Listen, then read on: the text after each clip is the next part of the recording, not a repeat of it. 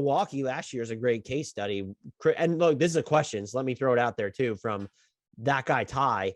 Does any team have a better third guy than whoever you like less out of Jrue Holiday and Khris Middleton? And how big of an advantage is that for the Bucks if nobody does? Was thinking of this after the Harden-Simmons trade. I think Phoenix would have an argument with Mikal or DeAndre Ayton. I'd still take, and I think Jrue Holiday's been better. I'd take Khris Middleton over either one of them.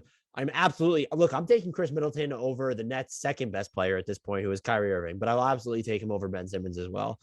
So I think it helps there if you can get the fact that there's so much talent that you can wind up having situations where you have 3 top 25 guys in a given season and not remove Giannis from the equation, but remove the idea of Giannis, where maybe he's like top 10 or 12 instead of the best player in the NBA last year. There's so many guys who can fit that, where even having 3 top 30 players is just huge. And since there's so many, like, let's say stars, even if you want to call them fringe stars, so many all-star level players that you can have multiples without bottoming out your depth is monstrous. Now, in the case of the Bucks this year, I'd argue they're just not as deep, especially because of the Brook Lopez injury.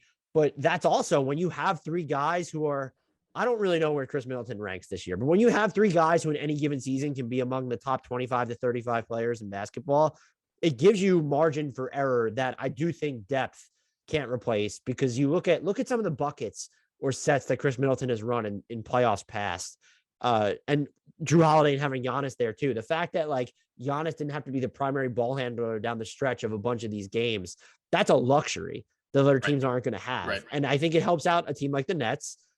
Even having 2, the fact that Joel Embiid or James Harden can carry a team on his own will help Philly. And I think I'm going to put Phoenix in that scenario. They're deeper, but the fact that I believe, we don't need to see it, that Devin Booker can carry maybe not a great team on his own. You remove Chris Paul without adding anybody else. That's a luxury in itself. But when you have 3 of those guys, that's absolutely an advantage for you. And just so we're clear, the Lakers do not have 3 of those guys. For anyone who is wondering if Russell Westbrook fell into that category. I'm really intrigued by that the question at the heart of this. Do the Bucks have the third best player in the league? I think they do. I'm curious who else we would even put in that conversation. So like the Suns are one option because it's probably Mikal Bridges. The Warriors are interesting, but probably not on the same level. The Heat are one legitimate challenger because I feel like you could make a case for Kyle Lowry. For sure. Beyond that, the Bulls maybe with Vucevic.